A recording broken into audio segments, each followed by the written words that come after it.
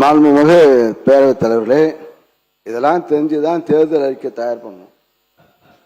RBI நீங்க பணம் இப்ப தள்ளுபடி சொல்ற 6000 கோடியை 3 மாசத்தை நீங்க கட்டி ஆகணும்.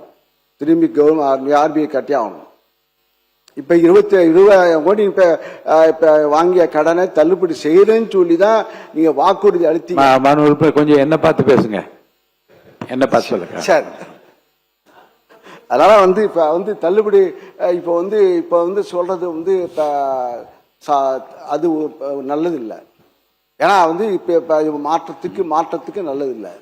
ஏன்னா இப்ப இதுதான் தெரிஞ்சுதான் நாங்க தேர்தல் அறிக்கை விவசாய கடனை தள்ளுபடி செய்யணும்னு சொல்லவே இல்லை. நாங்க நீங்க சொன்னீங்க, நீங்க இல்லைன்னு சொல்றீங்க, கூடுதலா சொல்றீங்க.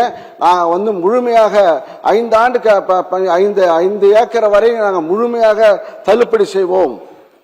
அவன் இப்ப ஒரு ஏக்கருக்கு 50 லட்சம் 50,000 1 லட்சம் வாங்கிட்டு இப்ப தள்ளுபடி செய்வாங்கன்னு வச்சுட்டு அவனும் பணம் கட்டல. இன்னும் சொல்ல போனா ஒரு விவசாய கூட்டுக்கடன் வாங்கினாங்கன்னா 1 லட்சம் வரை இலவசமாக, ஒரு ஆண்டு 10 மாதத்துக்கு இலவசமாக வட்டியில்லா கடன்.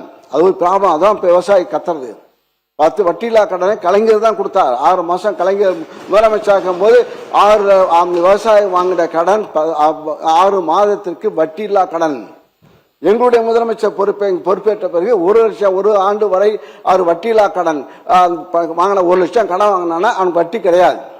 அந்த அந்த 1 வருஷம் தாண்டி ஒரு நாள் ஆச்சுன்னா அந்த வட்டி முழுவதும் ஆண்டுக்கு முழுவதும் அந்த 1 லட்சத்துக்கு சேர்க்கப்படும்.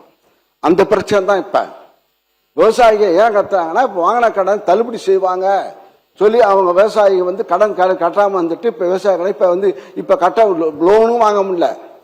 விவசாய தமிழை தவறிய கடனை காரணத்தால் விவசாயிகள் கடனும் வாங்க முடியல. கொடுத்த கடன் முடியல. இப்ப கிட்ட வாங்கின கடன் 21,000 பேர் இப்ப 21,000 கோடி கிட்ட அளவுக்கு நீங்க தள்ளுபடி செய்ய வேண்டும்.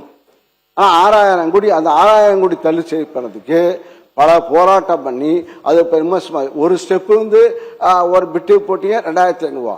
அப்புறம் 2வது பிட்டு போட்டு 50,000 இப்ப 75,000 சொல்றீங்க. 1 லட்சம் வரை கடன் கொடுக்க வேண்டும் என்று சொன்னீர்கள். அது கொடுக்கவில்லை. அது வேற சொல்றீங்க. இப்ப ஆண்டுக்கு நாங்கள் முன்கடனாக விவசாயிகளுக்கு ஆண்டுக்கு 15,000 கொடுப்போம். தேர்தல் அறிக்கையில் அறிவித்திருக்கின்றீர்கள். ஆண்டுக்கு விவசாயிகளுக்கு பணம் கொடுப்போம் என்று அது இந்த பட்ஜெட்டை கொடுக்கவே இல்லை. ஆக எல்லா கடனும் நீங்க சொன்னதுதான். ஆக இதையெல்லாம் இப்ப என்னுடைய முதலமைச்சர் பொறுப்பேற்ற பிறகு அவர் மகளிர் உரிமை தொகை கிட்டத்தட்ட 1,31,00,000 நாங்க சொன்ன தேர்தல் அறிக்கை நாங்கள் சொன்னா 1,31,00,000 பெண்களுக்கு மாதம் 1000 ரூபாய் கொடுத்து கொண்டிருக்கின்றோம். தொடர்ச்சியாக கொடுத்து கொண்டிருக்கின்றோம். அது நீங்க சொன்ன பிறகு அது கொடுக்கின்றீர்கள்.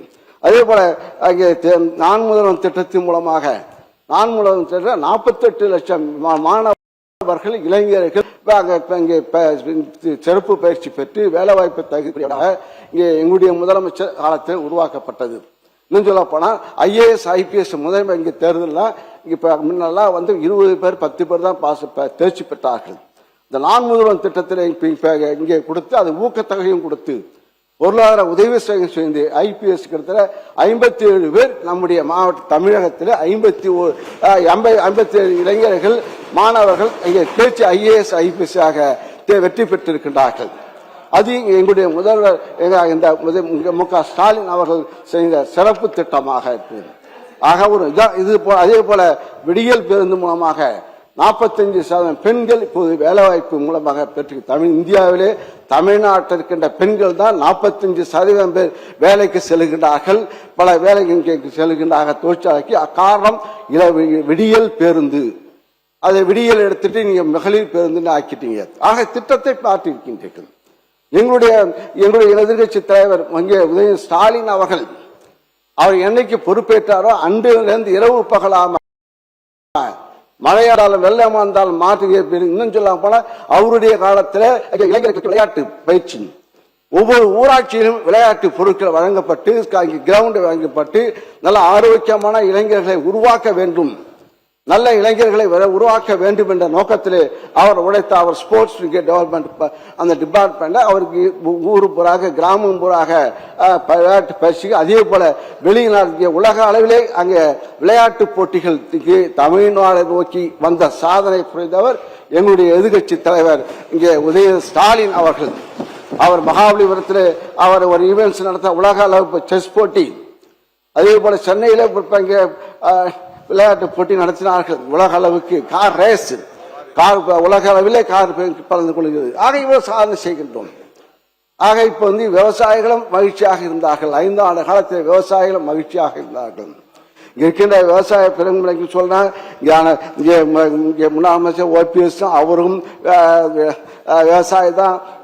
ஓஎஸ் மணி அடிக்கடி சட்டமன்றத்தில் எதிர்த்து எங்களுக்கு பட்ஜெட் காலத்தில் ஆலோசனை கூறுவார்கள். இன்னும் சொல்ல போனால் பாட்டாளி கட்சி நம்முடைய ஐயாவும் சரி, மரியாதைக்குரிய அன்புமணியாவும் சரி, நிழல் பட்ஜெட் போடுவாங்க. இந்த சிவகுமாரா பட்ஜெட் இந்த நிழல் பட்ஜெட்டை பார்த்து நான் முடிச்சிடும். 40 நிமிஷம் ஆயிடுச்சு. நிழல் பட்ஜெட் போடுவாங்க. அதையெல்லாம் நாங்கள் வாங்கி அதில் உள்ள கருத்துக்களை நாங்கள் கேட்டு கேட்டு இங்க இருக்கின்ற உங்க ஆட்சிக்கு முட்டு கொடுக்கின்ற தலைவர்கள்லாம் இப்ப இங்க உங்களை பற்றி பேசுகின்றார்கள். அப்பா எங்களெல்லாம் பேச தூக்கி ராஜேஷ் அவர் கருத்துக்கு பாராட்டுவார். ராஜேஷ் எங்களை பாராட்டுவார் வேளாண் பட்ஜெட்ல. அதே சிவகுமார பாராட்டுவார், ராமச்சந்திரன் பாராட்டுவார், இங்க கம்யூனிஸ்ட் மாரிமுத்து, அதே போல நாகை மாலிக்கு பேசுவார், பாராட்டு பேசுவார்கள். அண்ணன் செங்கோட்டை தான் பேசல. உறுப்பினர் இந்த முட்டு கொடுத்த வார்த்தையை மட்டும் நான் வாழைக்கு நாங்க ஒரு திட்டம் சேர்த்திருக்கோம். வாழைக்கு முட்டு கொடுக்க திட்டம் நாங்க கொடுத்தோம். அதுக்கு வாழைக்கு முட்டு கொடுக்க திட்டம் எங்களுக்கு நாங்க போடல. அது அந்த இப்ப அந்த திட்டத்தை அறிவிச்சிருக்கீங்க. ஹார்டிகல்ச்சர் டிபார்ட்மெண்ட்ல கொடுக்கிற திட்டம். அது போல இந்த ஆட்சிக்கு முட்டு கொடுத்துக்கிறார்கள். சொல்லக்கூடாது. ஆட்சின்னு சொல்ல போனா அந்த வார்த்தை வேணாம். வேற வார்த்தை உங்களுக்கு தெரிந்தால் வேறு வார்த்தை சொல்லுங்க நீங்க. சார்